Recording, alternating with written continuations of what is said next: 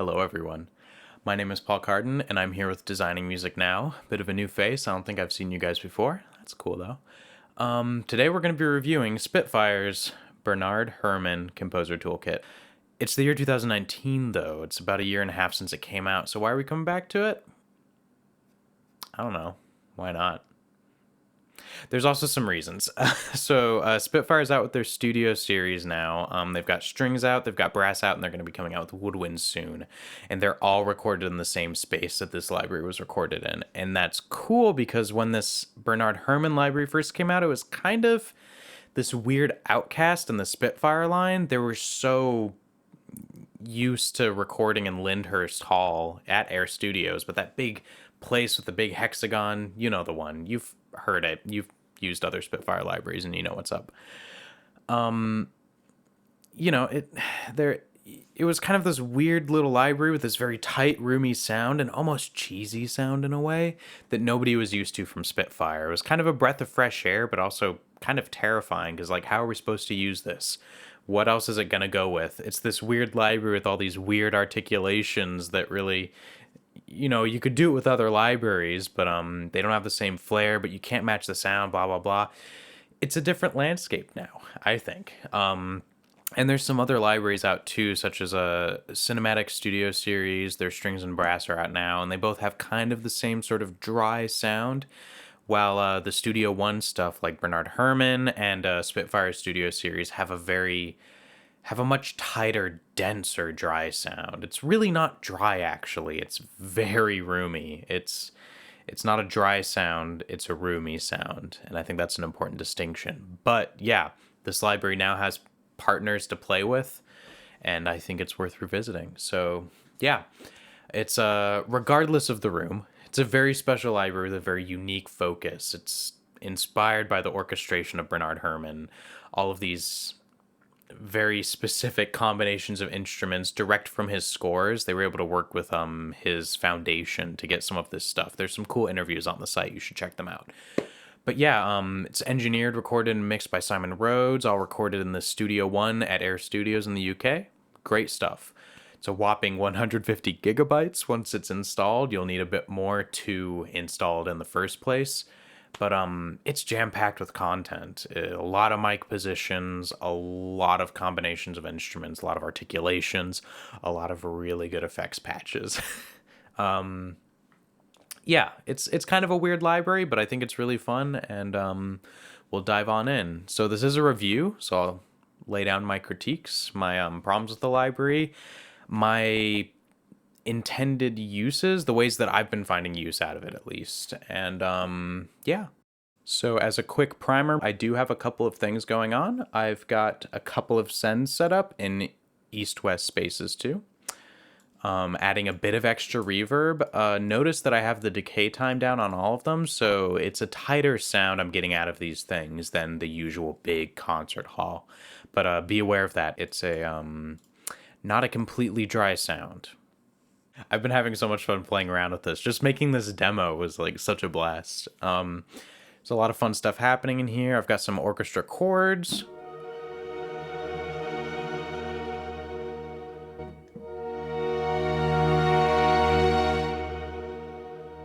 Dynamic layers, very cool. Some very fun orchestrated movement in there. The fluttery bits, I love those. I've also got the Studio Orchestra Core multi in here, which is just shorts.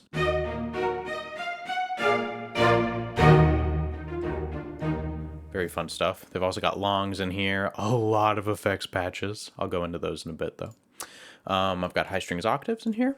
I'm using the straight longs patch, not the legato, because the regular long patch actually has molto vibrato in it. So let me turn this up. That's standard vibrato, but then you turn it up. Oh, and it gets beautiful. It's wonderful. Of course, non-vibrato down at the bottom.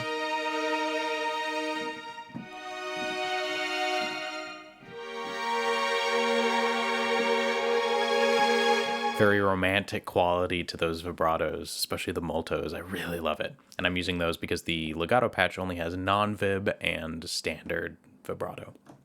Let me get back over there. I'm using the high strings trills in here, apparently, for some, this has dynamic layers as well. You also notice I'm using one of the wonderful RAM saving and also pre-mixed by Simon Rhodes stereo patches, and these are great.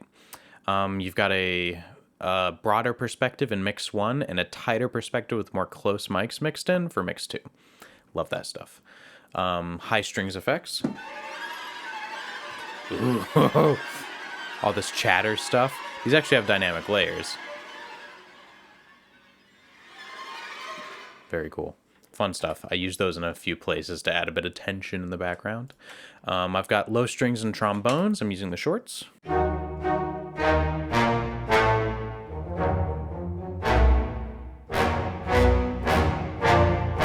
Very meaty sound. Love it so much. Flute and piccolo. I'm using the legatos.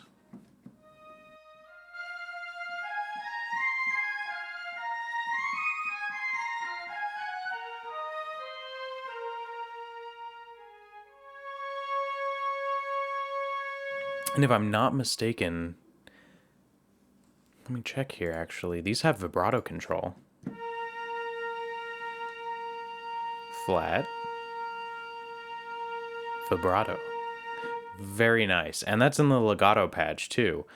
Okay, let's hop out here. Horns. Just some big bombs. They don't have legato in this one, but the longs are pretty good.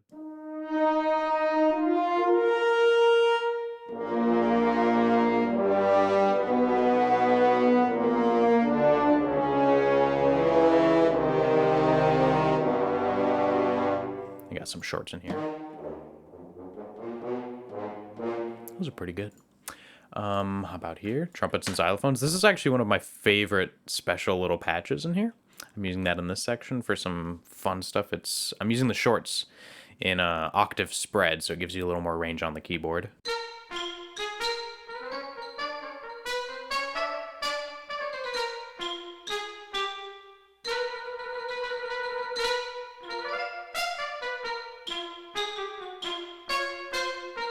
Fun stuff. Trombones. Ooh, these get good.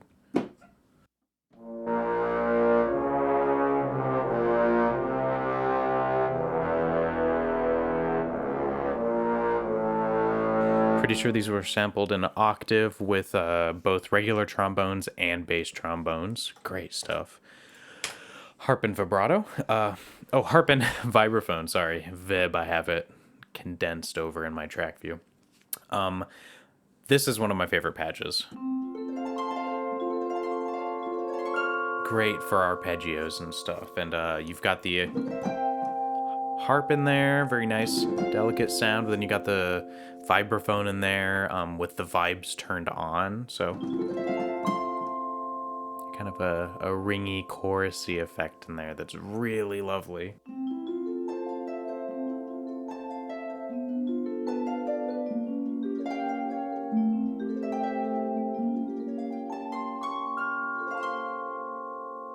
Awesome stuff. They also have some great chords in here that I used in one spot, but I should use them more.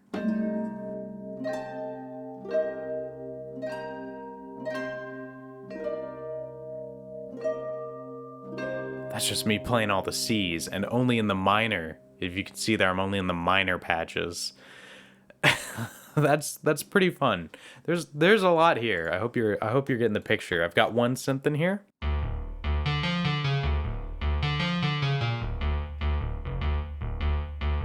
Which is in a seemingly stripped down version of their usual kind of synthy engine that Spitfire's been working on for a while. And excitingly, they recorded direct input, but they also recorded through some amps and through the main trees ambient outrigger mics in the studio. So they played these out into the studio and recorded them, and I think that's really cool. You get a nice roomy sound in the samples.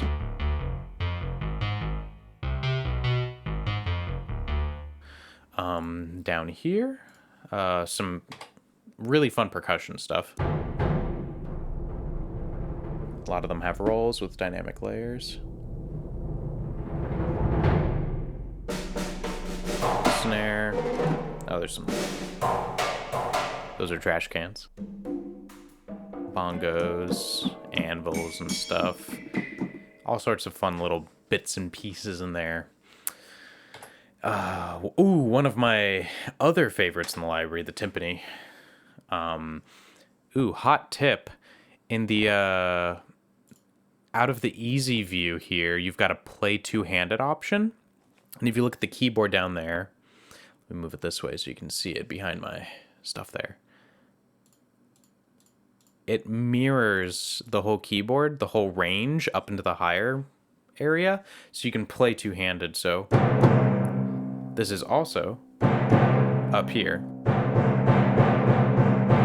So you can play rolls and fun rhythms with two hands.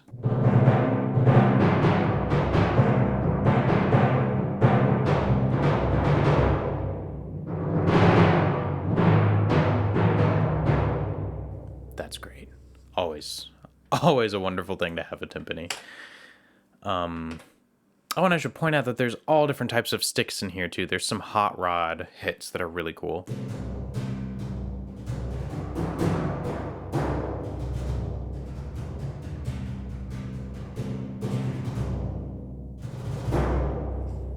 I love it. What's not to love about that? And yeah, I've got a couple other assisting pieces here. I've got a Steinway D from Orchestral Tools recorded in Teldex. Just a nice concert piano. But down here, I have a couple of pieces of Spitfire studio brass, and this kind of comes into my point earlier. I've got some staccatissimos.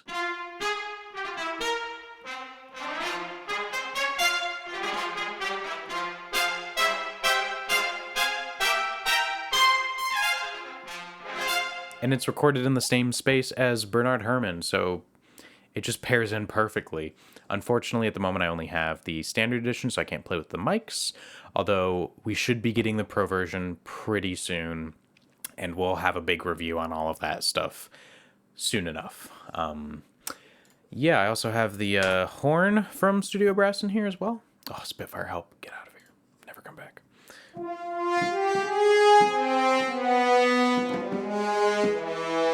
And just comparing that to the horns in Bernard Herrmann.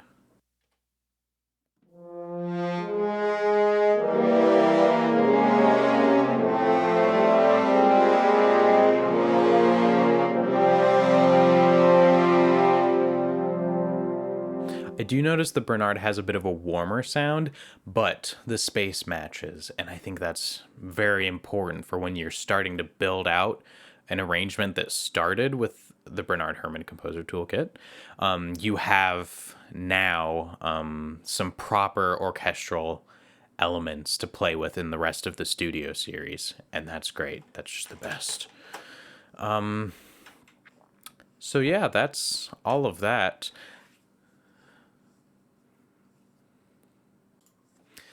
So let's talk about this library a little bit more and some kind of technical details, because I think there's some interesting elements to talk about.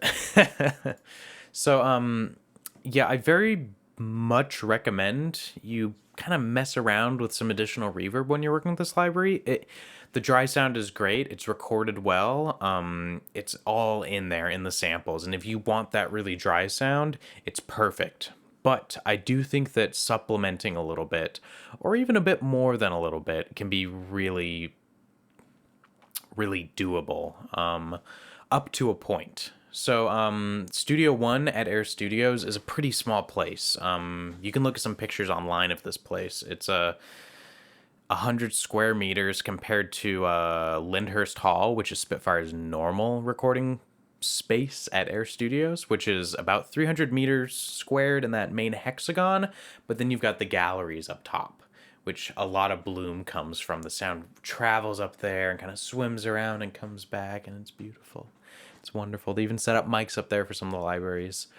Gosh, yeah, that's a much bigger space. But then you've got something like Orchestral Tools Teldex Hall, which is 450 square meters, which is huge. That's why that library has such this big, blooming, massive sound to it. All of their stuff does.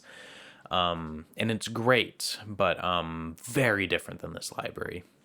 I'd say something a little more similar is Trackdown Studios, which is where Cinematic Studio series was recorded. So Cinematic Studio Strings, Cinematic Studio Brass, all of them were recorded in this place. It's about 440 square meters. That's pretty big, though, right? So that's interesting.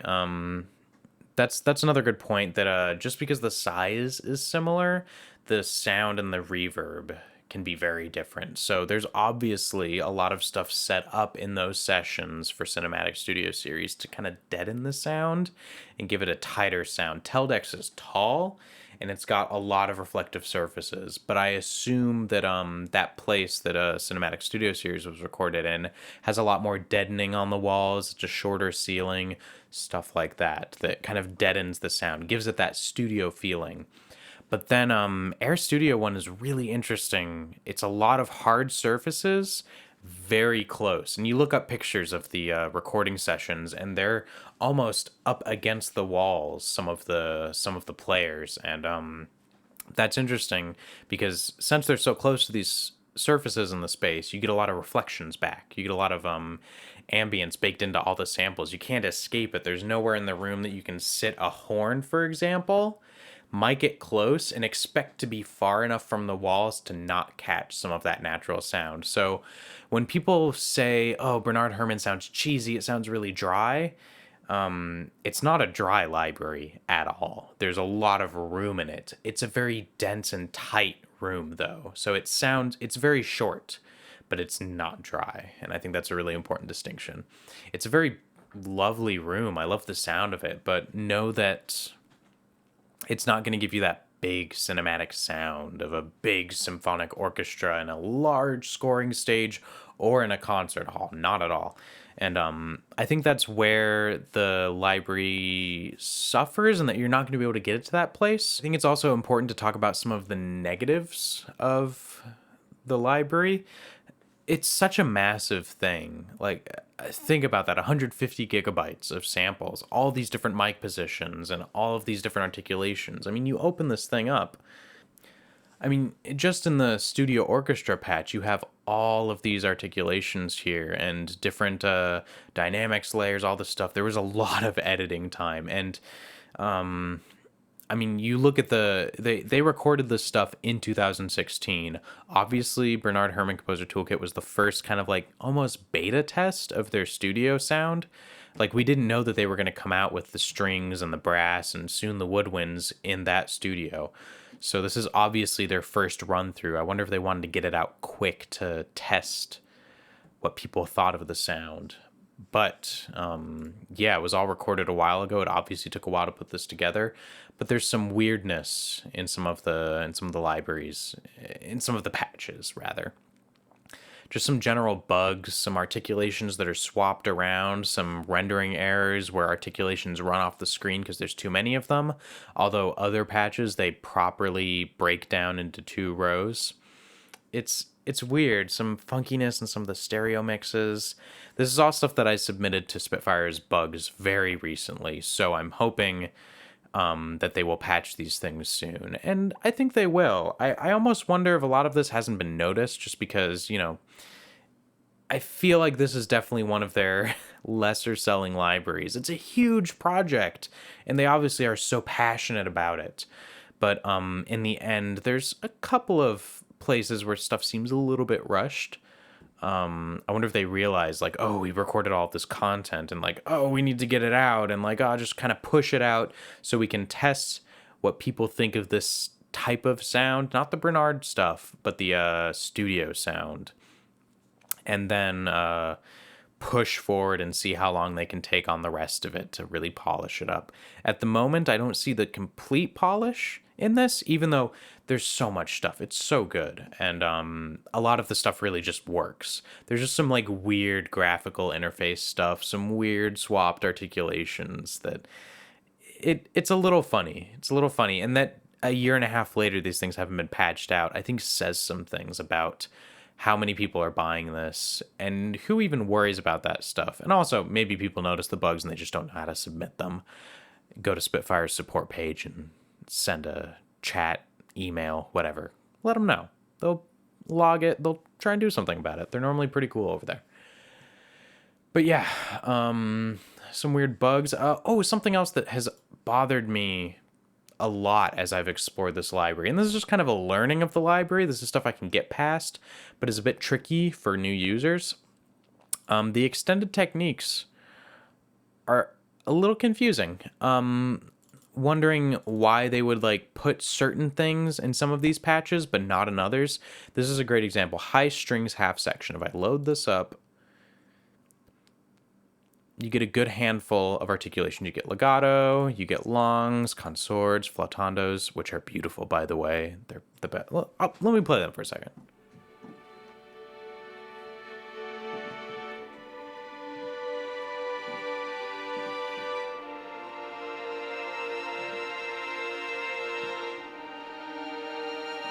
It's so good, so good. If Spitfire can do anything, they can do a good flotando patch.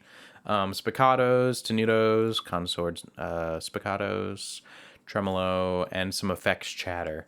Now, if you go into the advanced sections, extended techniques, and you load up high strings half section core techniques, this isn't even broken out into two patches. It's one patch. It has all the same articulations as before, but a bunch more. So it's got pizzicato, it's got harmonics, it's got a load of more effects patches. Like that's Sol Pont Tremolo. Very shimmery, glassy sound. I love that. It's a little weird, and so in some ways I'd be like, oh, just go into the extended techniques folder and live there. But some of the patches just aren't in here, like percussion and timpani are missing. I think there's another one that's just missing from this section too, which is kind of interesting. There's a bit of redundancy that I don't entirely understand. Why not leave the others without extra patches and extended out as well? There's some other patches in here that mirror exactly what's in the main patches out here. And it's just kind of an organizational thing that slightly bothers me. I'm a stickler, I guess, for organization, even if I'm a disorganized mess in my real life. But we don't need to talk about that. Yeah, it's a little weird. And I'm not expecting them to go through and fix any of that. So that's fine. I've kind of learned over time where the things I want are, and I can handle that. No worries. But it's a little funny. Just a little, again, maybe a little rushed. I'm not sure. But wrapping up, yeah, it's a really fun library. It's a blast to play with. Get it. I mean, it's on sale for 30% right now. If you're not going to snag it, then I think you're missing out. Because if you like the style, though, that's a tricky sell because it is very specific. It's not entirely flexible into other genres for two reasons: for the constrained articulations and preset orchestrations of instruments, and the sound. I mean, it's this really tight, roomy sound that really complements the style and complements, I think, other styles too, but kind of segregates it off from some of the bigger, more symphonic libraries that Spitfire and a lot of other developers have out, especially orchestral tools. It's like, it's definitely going to be hard to mesh this library with anything by orchestral tools. Like, good luck with that. If you can do it, tell me about it. I'm excited to hear. I don't think it's too possible, but maybe I'm naive. But yeah, it's I like it.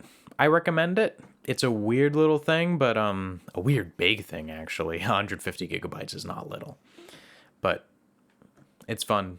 I like it. Get it if you like it too. If you like my demo, go to the website, listen to their demos.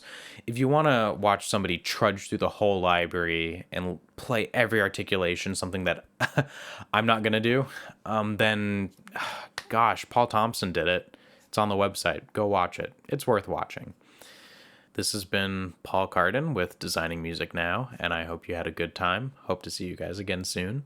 Let me know what you liked, what you didn't like, and let me know what you think about the library. If you have it, tell me about it. If you bought it because I told you to and you hate it, tell me about it and dislike the video. Please do it. It feeds me. Okay, bye everybody.